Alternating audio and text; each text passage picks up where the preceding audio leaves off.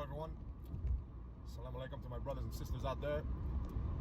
This is Omar Kishanov, head instructor of Circular Force Self-Defense Academy.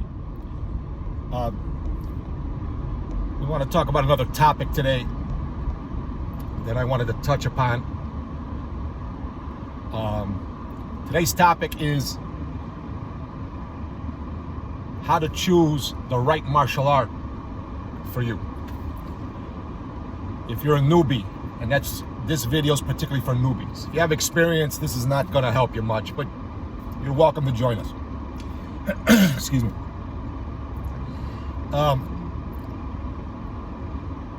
For newbies who have an interest in martial arts but don't know what direction to go, are not sure how to navigate through this plethora of choices. Nowadays, there's so many different styles and systems, some of them being created as we speak, believe it or not, okay, that it's hard for a newbie to navigate through the confusion. So I hope to shine upon a little insight and give you at least my views. Again, I have over 20 years experience, and I'm going to try to share things I would do. There's things I definitely would have done differently if I could turn back the clock, and there's things I've done right. So I will hope to share some of those, both good and bad, for educational purposes. So here we go. What martial art should you choose to train in for a newbie who has no experience and wants to get into the world of martial art?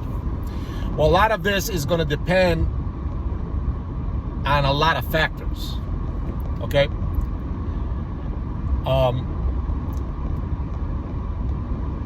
But the primary factor is you have to identify what your goal is. You have to identify what your goal is. Why do you want to train in the martial arts? And there's a lot of reasons. A lot of reasons. A lot of people start martial arts because they want to learn how to defend themselves. Okay? And then a lot of times they get swayed in different directions as they get into it. Like maybe competition, for example, or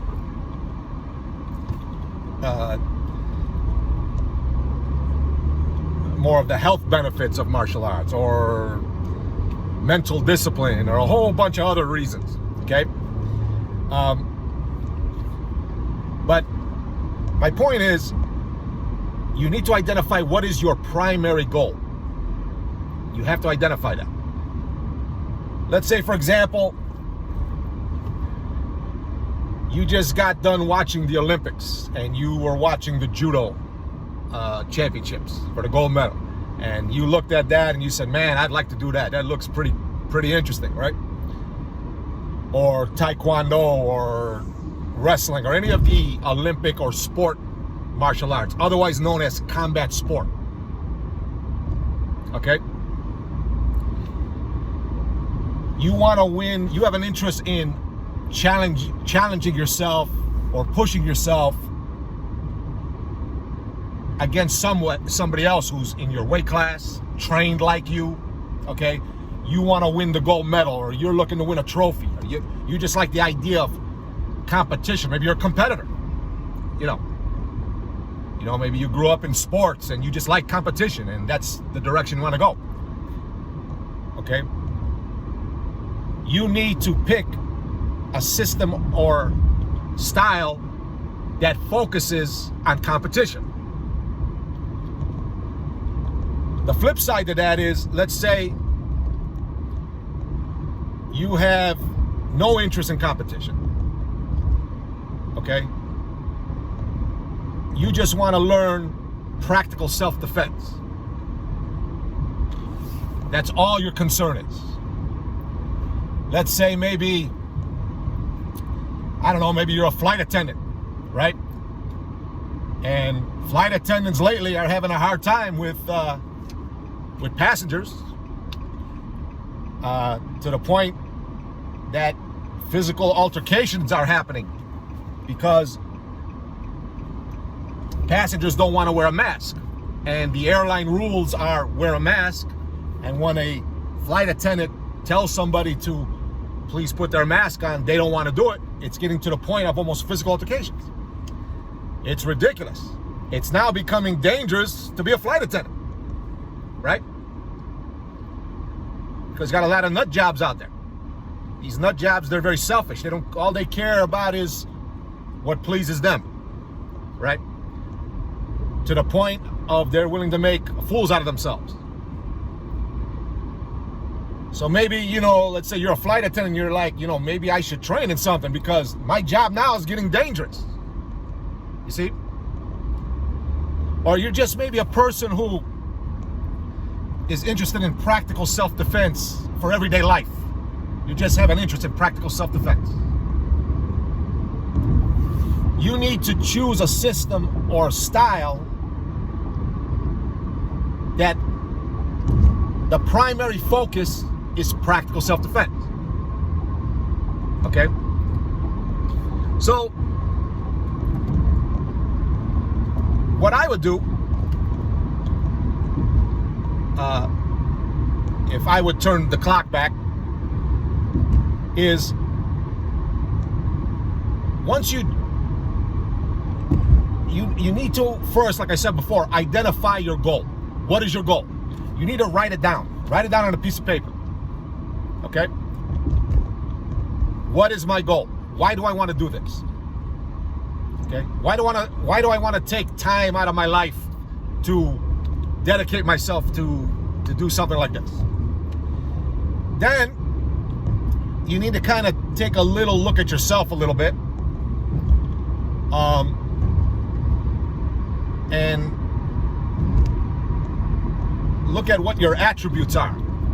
Because body type can make a difference, but it's not written in stone. It's not written in stone, okay? But it can play a factor. Example, if you like Taekwondo, okay, that interests you, you're gonna have to develop a lot of flexibility because they like to throw a lot of high kicking and multiple kicks and jumping kicks and all kinds of, it's primarily kicking for the most part, right? 70% of it is kicking. In order to be good at it, you're gonna have to have flexibility. Now, of course, you can develop that. That doesn't mean you gotta have that walking in. A lot of that's gonna depend on your determination and how hard you wanna train to reach your goals. Okay? So I'm not saying you gotta have flexibility to join a Taekwondo group, okay? But what I'm saying is, in order to get good at it, to reach the levels you wanna reach,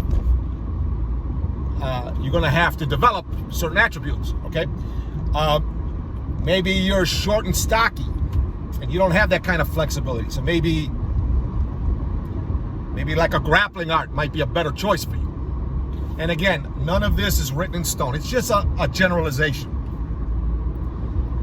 There are short, stocky guys with great flexibility, okay, who do Taekwondo and the striking arts and all that. And then there's tall, lanky guys who are great grapplers. Okay, so, a lot of it depends on your talents and again, how hard you want to train, your determination, all that factors in, of course. Okay, so it's just a generalization. Okay. So you jot those things down, and let's say, for example, we're gonna take the idea that maybe you want to train in martial arts for practical self-defense reasons, which is what I train for. Okay, that's my only interest. I have no other interest in martial arts. Okay, let's take that as the example. So once you jot down your goal, let's say, again, we're going to use the example of practical self-defense. Go on the internet or find some kind of information sources, books, whatever it is. The internet is full of good information.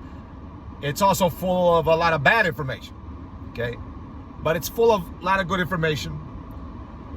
And you want to find at least 8 to 10 styles and or systems, okay, that fit that criteria, that focus primarily on practical self-defense. And of course, if it's competition, you do it the opposite way. Of course, you're going to choose those kind of stuff, okay? But, you know, we're choosing self-defense as the medium for an example, and you want to pick 8 to 10 different styles and or systems where that's a primary focus. Some of them might be a combative type system, okay? Not necessarily a traditional martial art per se, okay? It might be just a good self-defense course, okay? That might be a better fit for you without all the rituals and things that take place in traditional martial art. I could definitely see that, okay? If practical self-defense is what your goal is. So once you jot these down, and again, this is going to take some time. You have to do your research. This is going to take a little time. I would never suggest jumping in the fire in martial arts like I did back in the 80s, okay? And I'll get to that in a minute, okay? You want to take your time.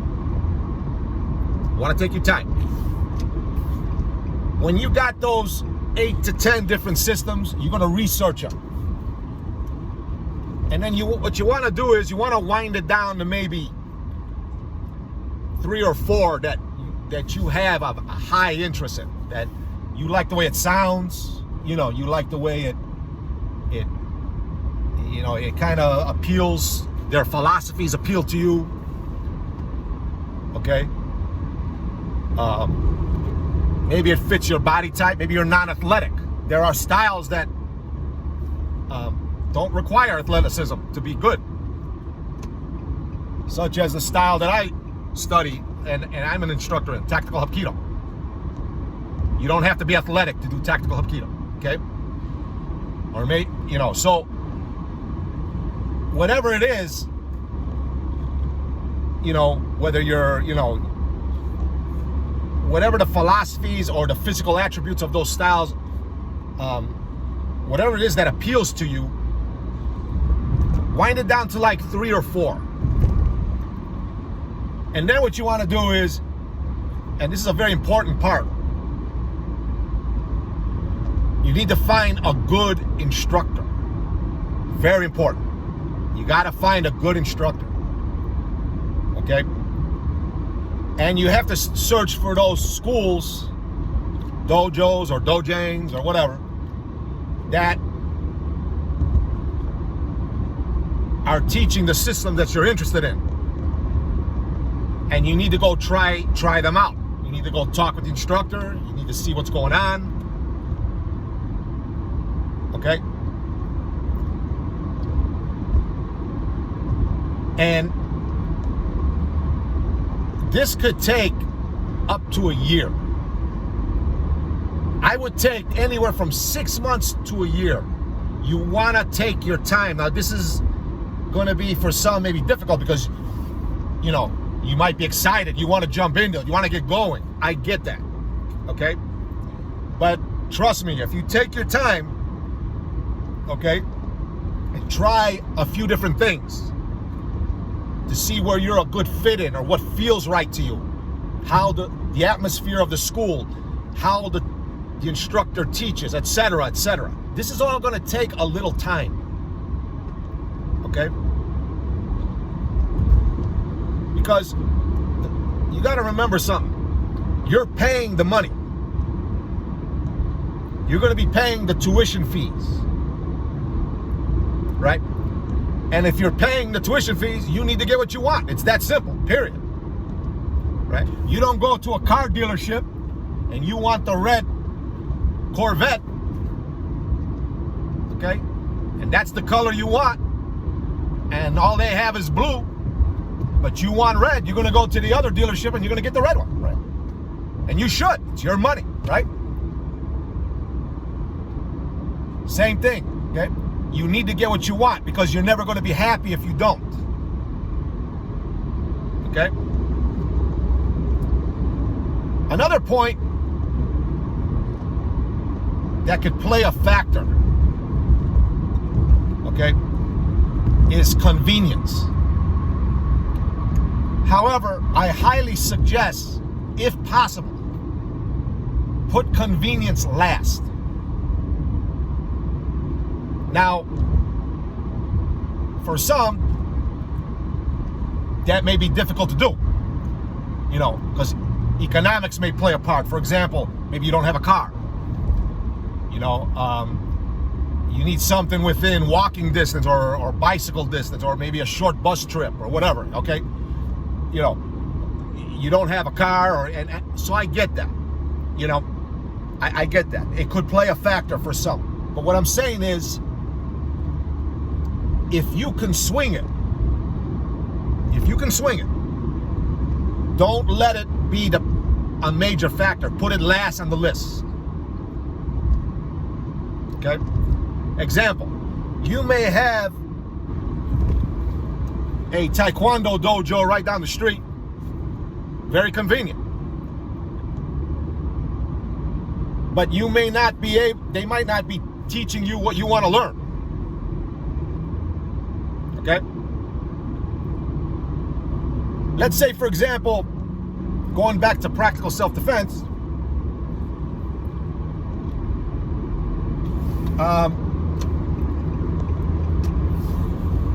one of the styles you chose was Wing Chun Kung Fu.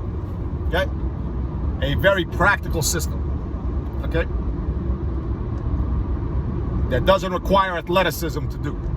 Let's say that appealed to you, you found it, that's the style you want to try, but the nearest instructor is on the other side of town. Okay? Your city or town may only have one guy like that, okay?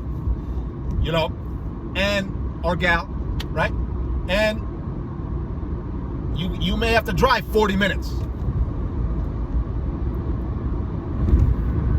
You have to be willing to make that sacrifice if you're serious about doing it. If you're serious about your training, you have to be willing to make that sacrifice to get what you want. My instructors, the guys I train with, I drive almost an hour to work with them. 50 minutes to be exact. Okay, but the system that I am now an instructor in is what appeals to me, is what I like training in and like sharing and like teaching. Okay? That's the sacrifice I make. But again, I can see, though, if you don't have the ability to do it, how convenience can play a factor. So, convenience can matter, but try not to let it be, try to put it last on the list if you can. If you can.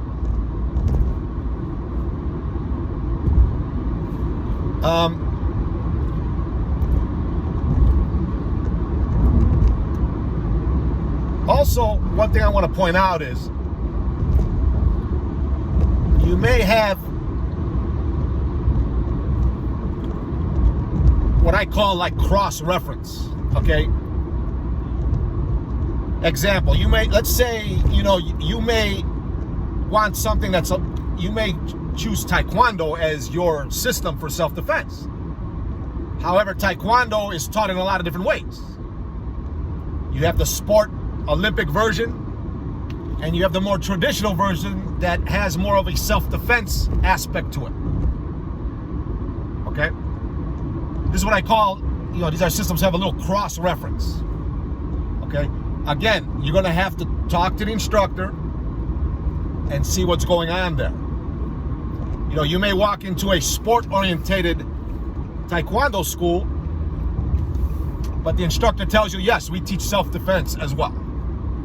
Okay, so what ends up happening is for the people who just want to who don't want to compete, you get kind of like a student body that's kind of split. Your competitors are over here, and the people who are not into that so much, you get two groups kind of, okay? Although you're going to be all doing a lot of the same stuff. My opinion on that is because I've been through that. Okay? My opinion on that is, it's been my experience, and again, I've been around some world-renowned guys. I've had the blessing of training with some world-renowned people. Okay? In my over 20 years of experience, and I've seen quite a bit, I may have known 2 or 3 that can really balance that out well. You know what I mean? Very few instructors can really balance that out well, in my opinion. Okay? It's kind of like trying to be the jack of all trades but master of none. And the martial arts are full of guys and girls like that. Okay? Master of all trade but master of jack of all trade but master of none. Right? My opinion on that is not to do that. Stick to your goal. Don't get drawn in and then get swayed in a million different directions. Because that's what happens all the time. Okay? If self-defense is your goal, for example, stick to your guns. That's what you want. Again, you're paying. Again, you're the one dedicating your time and your energies. Okay? Don't take no for an answer. Don't take, if you walk in some school that claims to teach practical self-defense and they're messing around with ancient swords or spears or, punching in the air a lot. Right? Nothing against that kind of stuff. Nothing against that. If, again, depends on your goal. You want to play around with ancient weapons and that more traditional stuff, find a school where that's the focus. You want to compete, find a school where that's the focus. You want practical self-defense, find a school where that's the focus. And if practical self-defense is your goal, whatever system you choose should have weapons involved. And I'm not talking ancient weapons. I'm talking weapons that are used in modern times. Okay? I'm not saying it's got to have, all the weapons there, in the world. It's got to have some, at least some. If it doesn't have weapons, you're not talking practical self-defense. Any system that does not include weapons is not talking practical self-defense. Period. Okay? It's a modern world, it's a modern day. Right? So, these are things you want to kind of keep in mind. I wouldn't go, if I can go back, I wouldn't go to a place that says, that does this and does that, and we compete and we do traditional stuff and we also teach self-defense. I wouldn't do that again. Yeah. That's just me. Right? Been there, done that. Don't get me wrong. I've trained with some good guys. I've trained with some good systems. I did my share of that kind of training. It's just not my interest anymore. Today, my interests are primarily practicality. That's it. But I don't knock anybody who goes that route. That's fine. Again, and we go back to what I said over and over again. Identify your goal. Stick to your primary goal. Now, let's say you get into it, and can your goals change down the road because you got exposed to something that's kind of appealing to you? Of course. Of course. But you'll make that decision if you want to, on your terms. Not theirs, on your terms. Okay? Always remember, you're the consumer. You're the one buying the product. You're the one paying for the training. And you need to get what you want. It's that simple. So that's the way I would go about it. Do your research. Like I said before, extremely important. When I got started in the martial art, well, I wrestled in high school and then I did a little boxing after high school. But in those days, we didn't consider those martial arts. Now they're considered martial arts. When I got into the more traditional version of what people view as martial arts, like the Asian arts, for example, and I started in a Korean blend because a buddy of mine that I was working with at the time, I think I was like 21. I was real young at the time. I can't remember, 21, 22 maybe. He saw I had an interest. He was training already, and he invited me to his dojo, to his school. And I just jumped into it. Okay, because my buddy's into it, I just jumped into it. Training every day, gung-ho, the whole thing, right? 4 years later, I was in this system for 4 years. Right before I was going to test for my black belt. Okay? Right before it, I found out it was a cult. That's right, a cult. And of course I quit, right? And people tell me, well, didn't you see any signs before that? And to be honest with you, no, because when I was younger in those days, I didn't really know what a cult was, to be honest with you, or how they operated. Now I do. Now I see it point blank how they operate. I could spot it a mile now, right? But in those days, you follow your friends, you know how it goes, young guy, my friend said, hey, come on, man, it'll be cool, come on with me. So, he had good intentions. I don't even think he knew anything until down the road either. Okay? Now, that's something I could talk about in another video, but the point I'm trying to make is I didn't do my research like I should have. If I did, I may have found something I didn't like or something that looks fishy. You see what I'm saying? And that's what can happen if you don't do your research. Something stupid like that. Among a whole other things that takes place today, there's a lot of shysters in the martial art world. That's why you have to do your research. It's very important. Take your time. Take your time. Like I said before, 6 months to a year of experimenting. Consider that your tryout period, experimental period. And then lock into what you want. And then hit it. Now, going back to the sport martial arts, some people say, well, a lot of the sport martial arts can be used in self-defense. Yes, but that's a story for another day. I'm not going to dwell on that right now. It's a story we could cover another day. Okay?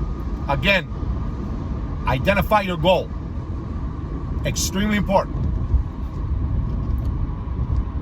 Jot down your attributes. Am I athletic? If I'm not athletic, do I have a reach? Am I strong? Am I not strong? Okay, identify some attributes about yourself, good and bad. But again, that's not written in stone. Okay, just kind of give yourself a rough idea. But it's not written in stone. Find a good instructor. Very important. You could have 3 martial arts studios right within a mile radius of your house. Right? Maybe they teach the same system. You're going to have to find who you think is the better instructor.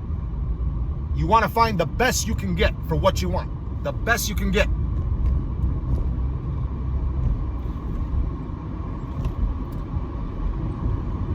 Don't let convenience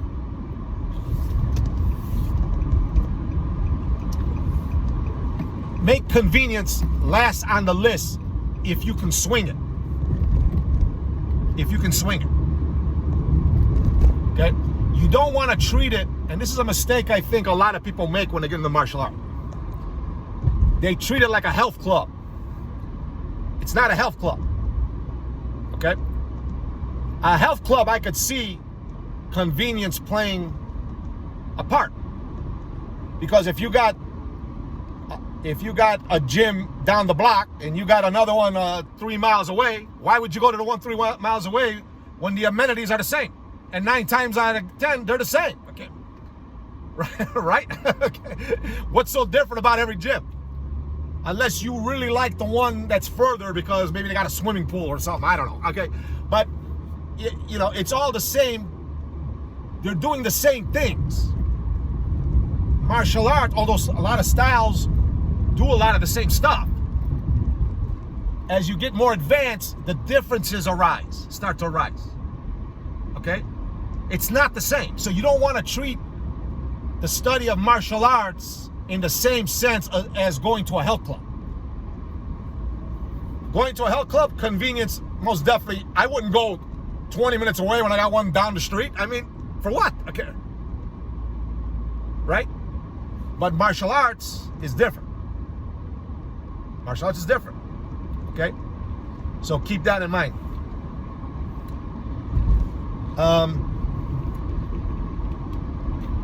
Stick to your goals.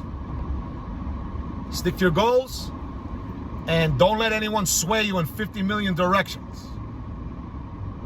Later on in your training, you want to change course in something, then you make that decision when the time comes. Okay? Stay focused. Stay focused on why you decided to train to begin with. Okay? So, I hope this video has been informative for you. Again, if anyone out there is in the Homer Glen area and is interested in private technical Hapkido lessons, look up my Facebook group page, Circular Force Self-Defense Academy. Join it, PM me, and we can talk it over. Other than that, peace to everyone. We hope everyone achieves their goals and endeavors. Have a great day. We're out.